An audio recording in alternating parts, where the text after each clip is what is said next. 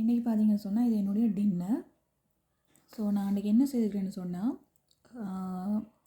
கவுப்பி இருக்குது தானே, red kidney beans என்று சொல்லுவாங்க, அதோடைய சின்ன சைஸ். இது ஸ்ரீலங்கன்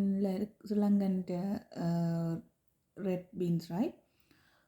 ஸோ இது வந்து என்ன செய்திருக்கிறேன்னு சொன்னால், நல்லா பாயில் பண்ணிவிட்டு ஒரு ப்ரெஷர் குக்கரில் போட்டு ஒரு 6 அதாவது 6 தடவைகள் விசில் வந்ததுக்கு பிறகு எடுத்து இதில் வந்து வெங்காயம் அண்டு சில பேர் செத்த மிளகாய் போடுவாங்க.